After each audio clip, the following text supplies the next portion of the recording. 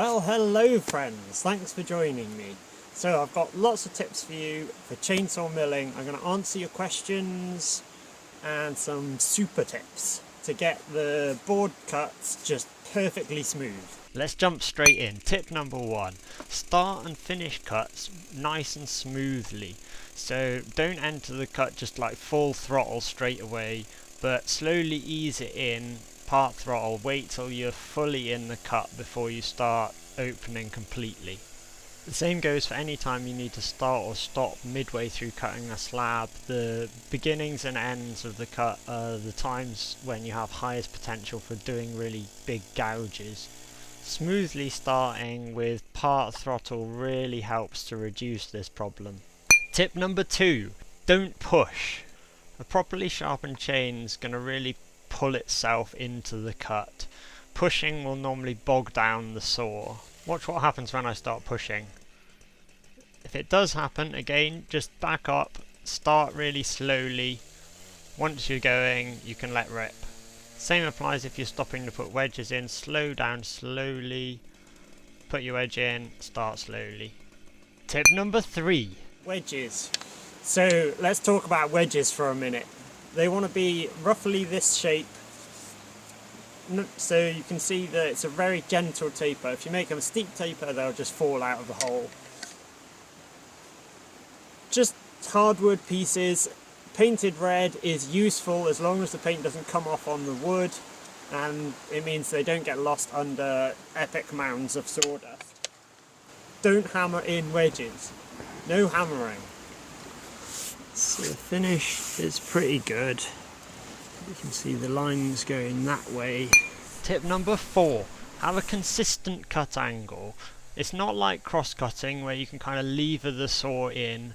You just want to keep a nice consistent angle. For me personally, I've found that about 45 degrees with the nose of the saw furthest forwards really helps.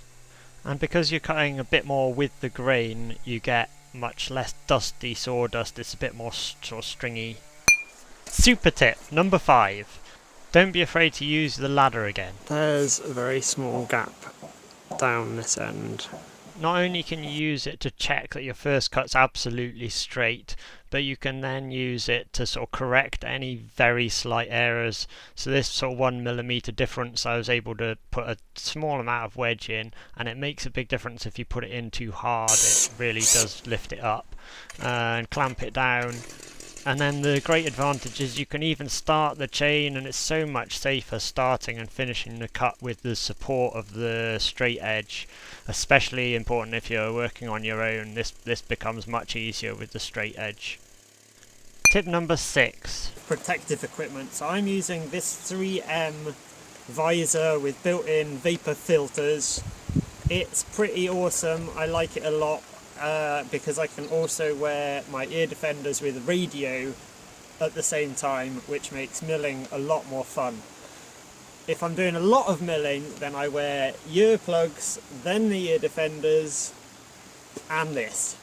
And just not breathing the fumes of the saw for most of the day makes a big difference to how fun it is. Tip 7. There's loads of things to remember. Make a checklist before you leave. So you've got your fuel, your chainsaw, your mill, your brush. Oh yeah, tip 8. A brush. Really useful for getting rid of stuff around the caps. Tip number 10 is refueling. Check that you've got enough fuel before you start a new slab. Again, it goes back to minimising any start and stopping while cutting. I've learned from hard experience that you never want to run dry of fuel while you're mid-cut. Essentially there's nothing harder on the saw. As it starts to run dry, it'll run very lean, which will overspeed it, and it can be the end of the engine.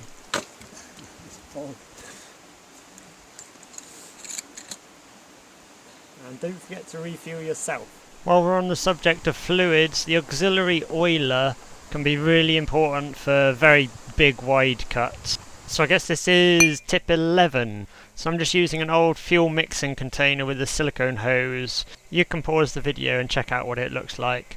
In terms of which fluid to use, it doesn't have the same requirements as normal bar oil because it's not going round the nose where lots normally gets flung off, which is why bar oil is so sticky. So I use just super cheap vegetable oil, and as you saw, just sort of set it to a little dribble. And you've got to remember to turn it off when you finish the cut, that's the only thing. Super tip 12, have a lot of rubber wrapped around the handle to dampen the vibrations. It doesn't seem like much, but it makes a big difference to the shell shock effect at the end of the day if you've been holding something crazily vibratey. Tip 13, after a long cut in a big slab, leave the saw running for a while, don't turn it straight off for 30 seconds or a minute or so, just so it can cool down. And another saw care one, flip your bar from time to time so it wears evenly. Number 14.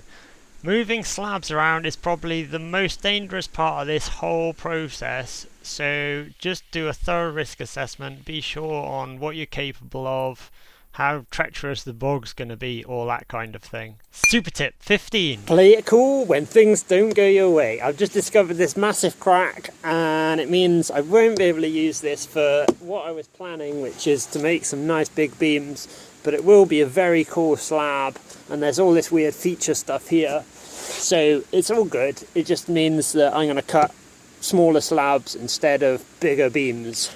16. Shut your toolbox before you start milling. That way you won't have to clean it out of sawdust each time. Similarly, try and stash all your gear upwind of what you're doing.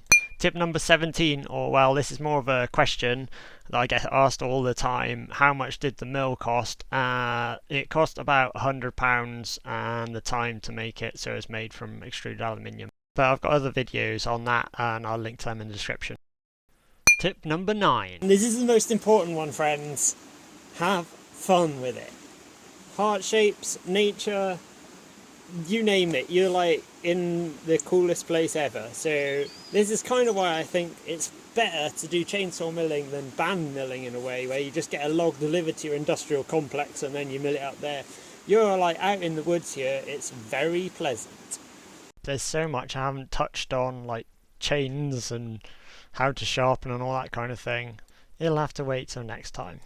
Okay guys, I really appreciate your company. Thanks so much for joining me. I hope you got something out of this video. Maybe one of the tips made sense to you. If so, great. Let me know your tips in the comments. Please share and subscribe. It means a lot to me. See you next time.